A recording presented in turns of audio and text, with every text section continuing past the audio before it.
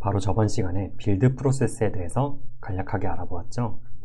빌드 프로세스는 pre-processing, compilation, 마지막으로 link, 이렇게 세 가지 과정을 통해서 전체적인 빌드 프로세스가 만들어진다고 이야기를 하였어요. 이번 시간에는 C++를 빌드를 하기 위해서 일반적으로 헤더 파일과 CPP 파일로 나누는데요. 그 이유에 대해서 정확하게 이해를 하신다면 C++의 빌드 프로세스를 더 완벽하게 이해를 하실 수 있을 거예요. 아주 간략한 코드를 짜기 위해서 main.cpp 파일을 만들어 볼게요. include iostream int main, 그 다음에 foo라는 함수를 콜을 할 거예요. void foo라는 함수를 만들어서 stdcout foo라고 출력을 하게 만들어 볼게요. 왼쪽에 코드를 컴파일을 하게 되면은 .cpp 아웃풋은 foo라고 할게요. 그 다음에 컴파일이 됐죠? 그 다음에 바로 실행을 해보면은 foo라는 아웃풋이 출력이 된 걸 볼 수가 있어요. 이랬을 때 이 foo 파트를 아래로 내리면은 컴파일이 되지가 않아요. 그 이유는 메인 함수에서 foo라는 함수를 콜을 하는데 이 foo가 어디 있는지 알 수가 없기 때문이죠. 그렇기 때문에 이 앞에 void foo라는 함수를 선언을 해주고 다시 컴파일을 하게 되면은 아무런 문제 없이 컴파일이 되는 걸 볼 수가 있어요. 방금 보여드린 게 declaration과 implementation 혹은 definition이라고 말을 하는데, 즉 declaration은 선언부라 그래서 이러한 함수가 있어 정도로만 알려주고요. 이 뒤에 definition 혹은 implementation 파트에서 그 함수의 실제적인 내용물을 채워주는 거죠. 이랬을 때 우리는 이 foo라는 함수를 다른 CPP 파일에 넣을 수가 있어요. foo.cpp 파일을 만들어 볼게요. 이 아래 파트가 foo.cpp 파일이 되고 위에 파트가 main.cpp 파일이 되는 거예요. foo에 대한 내용을 전부 이쪽으로 가져와서, 지금 현재는 declaration이 필요가 없으니까 코멘트 처리를 하고요. 메인 함수만 컴파일을 해볼게요. 아마 여러분들도 알다시피 컴파일이 되지 않을 거예요. 왜냐하면 이 foo가 무엇인지 알 수가 없기 때문이에요. 그 파트를 바로 보여드리면은 컴파일을 하면은 foo가 어떠한 내용인지 알 수 없기 때문에 컴파일이 되지 않는다라고 설명을 주고 있어요. 요 declaration 파트를 요 앞쪽에다가 써주기만 하면은 메인 함수를 컴파일을 할 때 foo라는 함수가 그 내용은 뭔지 모르겠는데 요 앞쪽을 보니까, 즉 declaration 파트를 보니까 있긴 있네 라고 생각을 하고 컴파일이 돼요. 직접 컴파일을 해보면은 에러가 뜨는데요. 사실 이 에러는 컴파일레이션 에러가 아니라 링킹 에러예요. 지금 이 파트를 다시 복습을 해보자면은 main.cpp 파일은 있는데 그걸 컴파일에는 성공을 해서 main.object 파일은 만들어졌어요. 오브젝트 파일에서 실행 파일로 만들려고 하니까 foo라는 펑션 콜을 찾을 수 없기 때문에 이러한 undefined reference to foo라는 에러 메시지를 주면서 링크 과정이 실패를 한 거예요. 이러한 과정을 조금 더 자세하게 알기 위해서 main.cpp 파일에 c라는 옵션을 주게 되면은 오브젝트 파일이 만들어지는데요. 바로 main.object 파일이 만들어진 것을 볼 수가 있어요. main.object 파일을 열어보면은 이러한 우리가 읽을 수 없는 숫자만 전부 나열이 돼 있어요. 사실은 이게 머신 코드라고 해서 사람은 읽을 수가 없고 컴퓨터만 읽을 수 있는 코드가 만들어진 건데요. 이거를 사람이 읽을 수 있는 어셈블리로 만들기 위해서 -s를 넣으면은 main.s라는 어셈블리 파일이 만들어진 것을 볼 수가 있어요. 이 main.s 파일을 읽어보면은 이러한 코드가 나온 것을 볼 수가 있어요. 우리가 어셈블리 코드를 이해할 필요는 없어요. 그런데 대충 보기에는 메인 함수에 어떠한 함수를 콜을 했는데 g3foov 라는 함수를 콜을 했어요. 이는 메인 함수에서 foo라는 함수를 콜을 했는데 여기에 foo라는 함수가 써있진 않고 g3foov 라고 써있죠. 이거는 펑션 맹글링 때문인데요. 제가 다른 강의에서 네임 맹글링에 대해서 설명한 영상이 있어요. 그거를 참고하시면 되고요. 일단 여기서는 foo 함수가 맹글이 된 후에 이러한 이름으로 바뀌었다고 이해를 하시면 돼요.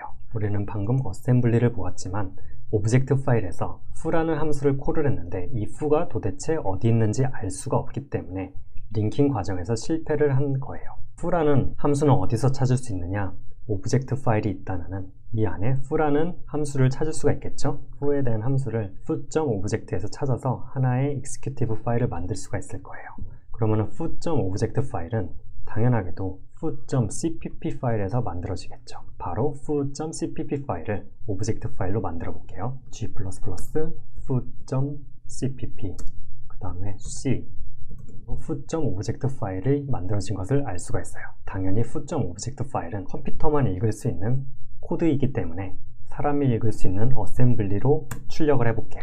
이 오른쪽에 있는 게 foo의 어셈블리 파일인데요. 아까 메인에서 불렀던 이 함수는 foo.오브젝트 파일에서 엔트리 포인트를 찾아내서 하나의 익스큐티브 파일로 만들어낼 수가 있는 거죠. 이제 main.오브젝트와 foo의 오브젝트 파일이 둘 다 있죠. 그럼 두 개를 링크를 통해서 하나의 익스큐티브 파일을 만들어 줄 건데요. main.o, foo.o를 써주고요. 아웃풋 이름은 그냥 foo로 만들어 볼게요. foo라는 실행 파일이 만들어졌죠. 바로 실행을 해보면 foo라고 말을 해주는 것을 볼 수가 있어요.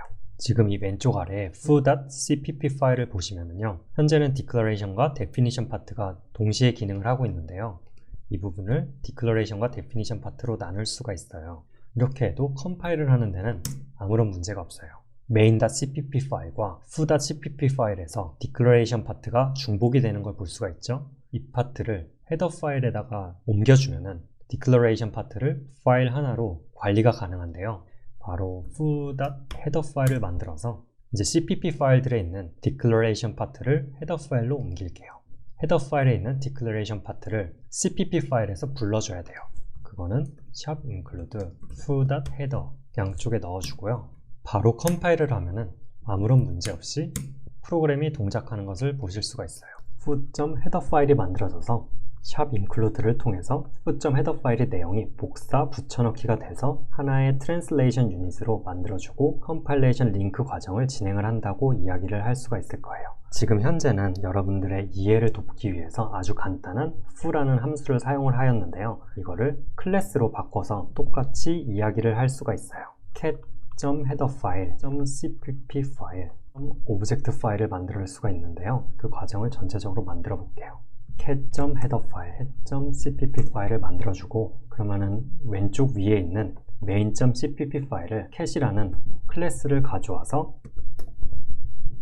kitty라는 오브젝트를 만들고 어떤 말을 하겠죠? 헤더 파일에서는 클래스 cat void speak라는 함수를 만들어 줄게요. 당연히 cat.header 파일은 포함을 시켜줘야 되고요. 위에서 IO 스트림을 가져올게요. 미오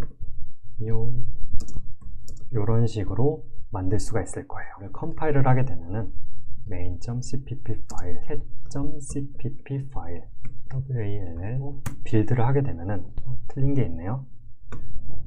틀린 거를 수정을 해주고 바로 다시 빌드를 하게 되면은 cat이라는 실행 파일이 만들어진 것을 볼 수가 있을 거예요. 이거를 바로 실행을 하게 되면은 묘라고 말을 하는 걸 볼 수가 있죠.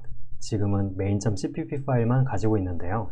main.cpp 파일 뿐만이 아니라 동물원.cpp 파일에서 고양이 오브젝트가 필요하다면 당연히 또 샵 include 프리프로세스가 이걸 가져오게 되고, 컴파일러는 주.cpp 파일만 컴파일을 할 수가 있을 거예요. .cpp 파일을 만들고 강아지.header 파일이 있을 거예요.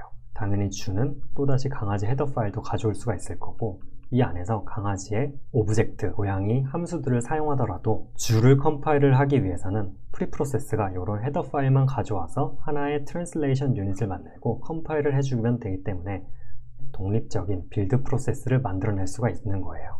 C++는 오브젝트 오리엔티드 프로그래밍 랭귀지인데요. 오브젝트가 중심이 된다라는 말이잖아요. 그래서 C++를 프로그래밍 할 때는 그 오브젝트의 declaration, 즉 선언 파트는 헤더 파일에 넣어주고요. definition 파트는 cpp 파일에 넣어주는 것이 일반적이에요. 그래서 오늘 조금 어려울 수도 있는 내용이었는데 모두 이해를 하셨을 거라 믿고요. 바로 다음 시간에 뵙도록 할게요.